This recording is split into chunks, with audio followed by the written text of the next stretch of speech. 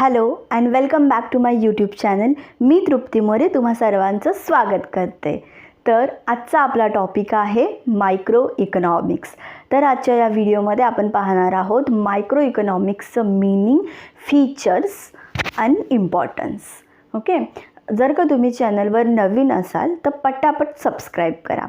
तर चला आजच्या आपण टॉपिकला सुरुवात करूया. तर मायक्रो इकॉनॉमिक्स म्हणजेच की मायक्रो म्हणजे काय तर small.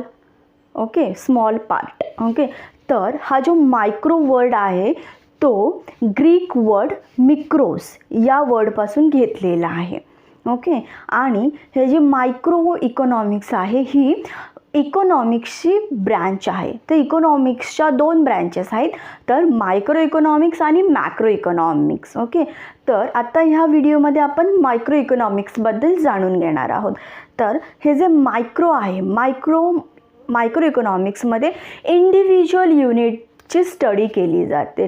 Like individual units, like individual firm आहे, लाईक बिझनेसेस असतात. तर इंडिव्हिज्युअल बिझनेसेसचा ॲनालिसिस मायक्रो इकॉनॉमिक्समध्ये केला जातो. ओके, त्याच्यानंतरला कन्झ्युमर्स आहे, तर इंडिव्हिज्युअल कन्झ्युमर्सबद्दल मायक्रो इकॉनॉमिक्समध्ये स्टडी केला जातो. देन आपण जे हाऊसहोल्ड असतात तर ह्या सगळ्या हाऊसहोल्डचा मायक्रो इकॉनॉमिक्समध्ये स्टडी केला जातो. तर पर्टिक्युलर जे काही इंडिव्हिज्युअल युनिट आहेत त्याचा स्टडी मायक्रो इकॉनॉमिक्समध्ये केला जातो. तर हे जे मायक्रो इकॉनॉमिक्स आहे, लाईक एखादं जंगल आहे, ठीक आहे, तर त्या जंगलामध्ये खूप सारे झाडं आहेत. ओके, पण त्या सगळ्या झाडांपैकी एकाच कुठल्या तरी इंडिव्हिज्युअल ट्रीचा आपण अभ्यास करतो आहे, तर ह्यालाच मायक्रो इकॉनॉमिक्सची स्टडी म्हणतात. म्हणजे इकॉनॉमिक्स खूप मोठं आहे, ठीक आहे, म्हणजे आपल्या कंट्रीची जी इकॉनॉमी आहे ती खूप मोठी आहे, पण त्यातले पर्टिक्युलर एखादं इंडिव्हिज्युअल युनिट सिलेक्ट करून त्याच्याबद्दल ॲनालिसिस करणं म्हणजेच मायक्रो इकॉनॉमिक्सची स्टडी करणं. ओके, आय होप मायक्रो इकॉनॉमिक्सचं मिनिंग तुम्हाला कळलं असेल. तर आपण आता नेक्स्ट पाहूया मायक्रो इकॉनॉमिक्सचे फीचर्स. तर फर्स्ट फीचर आहे study of a individual unit. तर मायक्रो इकॉनॉमिक्स ज्या आहे ते इंडिव्हिज्युअल युनिटची स्टडी करतं. लाईक इंडिव्हिज्युअल युनिट्स कुठल्या असतील तर खूप सारे इंडस्ट्रीज आहेत. लाईक पेंटची इंडस्ट्री आहे, लाईक खूप सारे पेंट्स आहेत, लाईक एशियन पेंट आहे, JSW पेंट्स आहे, तसे खूप सारे पेंट्स आहेत. पण या सगळ्या पेंट्सपैकी एकाच कुठल्या तरी पर्टिक्युलर पेंट्सचं, लाईक एशियन पेंट्स, तर फक्त एशियन पेंट्सचाच अभ्यास करणं, ठीक आहे. तसं एखादं इंडिव्हिज्युअल युनिट घेऊन आपण जी स्टडी केली जाते त्याला मायक्रो इकॉनॉमिक्स बोलतात. म्हणजे छोट्या इंडिव्हिज्युअल युनिट्सची स्टडी करायची. ओके, देन सेकंड पॉईंट आहे प्राइस थिअरी. ओके, तर price theory helps determine the price of goods and services. तर जे गुड्स अँड सर्व्हिसेसची प्राइस आहे ती निश्चित करायला मायक्रो इकॉनॉमिक्स हेल्प करतं.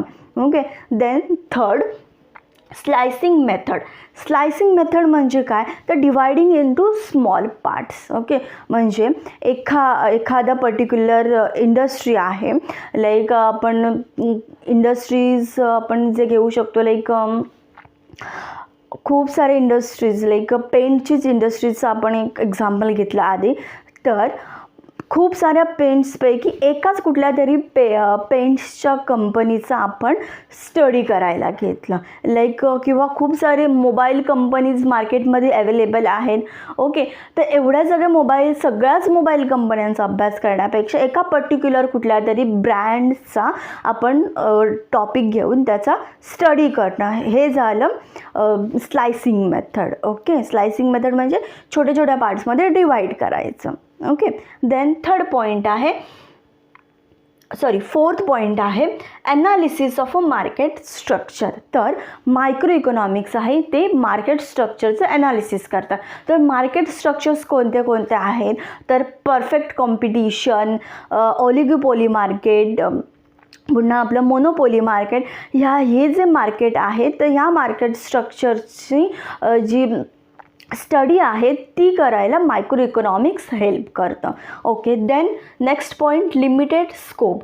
तर जे मायक्रो इकॉनॉमिक्स आहे त्याचे लिमिटेड स्कोप आहे. म्हणजे जे मायक्रो इकॉनॉमिक्स आहे ते कंप्लीट होल नेशनची स्टडी नाही करत, तर पर्टिक्युलर इंडिव्हिज्युअल युनिटची स्टडी करतो. लाईक नॅशनल इन्कम आहे, ठीक आहे. तर नॅशनल इन्कम हे झालं मॅक्रो इकॉनॉमिक्सची कन्सेप्ट. पण एखाद्या इंडिव्हिज्युअल पर्सनची, इंडिव्हिज्युअल लेबरची जर का आपण इन्कमची स्टडी केली तर ती मायक्रो इकॉनॉमिक्समध्ये येते. Okay, then based on certain assumptions. तर जे मायक्रो इकॉनॉमिक्स आहे ते सर्टन अझम्पशन्सवर स्टडी केली जाते. लाईक सर्टन अझम्पशन्स आहेत की other things being constant. Okay, जेव्हा आपण लॉ ऑफ डिमांड शिकतो त्यावेळेस फक्त प्राइजेस आणि कन्झ्युमरची डिमांड हे दोनच फॅक्टर्स घेतले जातात, ठीक आहे. अदर थिंग्स कॉन्स्टंट ठेवल्या जातात. ओके, तर हे असे जे अझम्पशन्स आहेत तेच घेऊन मायक्रो इकॉनॉमिक्सची स्टडी केली जाते, ठीक आहे. तर ह्या मायक्रो इकॉनॉमिक्समध्ये अझम्पशन्स यूज करून जी स्टडी आहे ती मायक्रो इकॉनॉमिक्स स्टडी करायला इझी जातं. पण जे इंटरडिपेंडंट व्हेरिएबल्स आहेत, म्हणजे लाईक की खूप सारे व्हेरिएबल्स इकॉनॉमीमध्ये इंटरडिपेंडंट असतात, तर त्या व्हेरिएबल्समध्ये ते व्हेरिएबल्स जे आहेत ते मायक्रो इकॉनॉमिक्समध्ये कन्सिडर केले जात नाही, ते नेग्लेक्ट होतात. तर हे सगळे होते मायक्रो इकॉनॉमिक्सचे फीचर्स. आय होप तुम्हाला मायक्रो इकॉनॉमिक्सचं मिनिंग आणि फीचर समजलं असेल. आता आपण पाहूया मायक्रो इकॉनॉमिक्सचे इम्पॉर्टन्स. ओके, तर मायक्रो इकॉनॉमिक्स का इम्पॉर्टंट आहे बरं? तर फर्स्ट पॉईंट आहे प्राईस डिटर्मिनेशन. तर जे प्राईस डिटर्मिनेशन आहे, लाईक जे गुड्स, लाईक कोणतेही पर्टिक्युलर गुड्स आहे त्यांची जी डिमांड आहे आणि सप्लाय आहे, ठीक आहे, त्यावरून प्राईस डिटरमाइन होते. आणि हे स्टडी करण्यासाठी मायक्रो इकॉनॉमिक्स आपल्याला हेल्प करतं. देन सेकंड पॉईंट आहे यूजफुल टू गव्हर्मेंट. तर मायक्रो इकॉनॉमिक्स गव्हर्मेंटसाठी का बरं इम्पॉर्टंट आहे? तर जे मायक्रो इकॉनॉमिक्सची स्टडी आहे ती स्टडी करून गव्हर्मेंट खूप साऱ्या पॉलिसीज फ्रेम करतं. यासाठी मायक्रो इकॉनॉमिक्स गव्हर्मेंटसाठी यूजफुल आहे. ओके, देन थर्ड पॉईंट आहे basis of a welfare economy. Basis of a welfare economics म्हणजेच की इकॉनॉमीमध्ये जे काही रिसोर्सेस आहेत, ठीक आहे, ते कुठलेही रिसोर्सेस वेस्टेज होता कामा नयेत किंवा त्याचं जे युटिलायझेशन आहे ते ऑप्टिमम झालं पाहिजे. ओके, आणि ते जे रिसोर्सेस आहे ते सर्वांमध्ये व्यवस्थित डिव्हाइड झाले पाहिजेत. हे आपल्याला मायक्रो इकॉनॉमिक्सची स्टडी केल्यावर कळतं. देन फोर्थ आहे free market economy. Free market economy म्हणजे काय? तर ज्या इकॉनॉमीमध्ये गव्हर्नमेंटचे कोणतेही रूल्स अँड रेग्युलेशन्स नाही आहेत, ठीक आहे, गव्हर्नमेंट्स कुठलेही रूल्स अँड रेग्युलेशन्स लावत नाही, अशी आहे. त्या मार्केटला म्हणतात फ्री मार्केट, ज्याच्यामध्ये कोणीही कधीही एंट्री करू शकतो, कधीही एक्झिट करू शकतो. देन फिफ्थ पॉईंट आहे फॉरेन ट्रेड. ओके, तर फॉरेन ट्रेडमध्ये काय होतं की आपण इतर देशांशी जेव्हा ट्रेड करतो त्यावेळेस आपण आपल्या देशाचं बॅलन्स ऑफ पेमेंट पाहतो. या बॅलन्स ऑफ पेमेंट आणि एक्सचेंज रेट जे आहेत त्याचं डिटेलमध्ये अभ्यास करून आपण जे आपल्या ट्रेडमध्ये आपण कशी इम्प्रूव्हमेंट करायची हे सगळं आपल्याला मायक्रो इकॉनॉमिक्सच्या स्टडीमधून समजतं. Then resource allocation. Okay, resource allocation म्हणजे काय? तर आपल्या इकॉनॉमीमध्ये जे पण काही रिसोर्सेस आहेत ते रिसोर्सेस प्रत्येकामध्ये व्यवस्थित अलोकेट झाले पाहिजेत.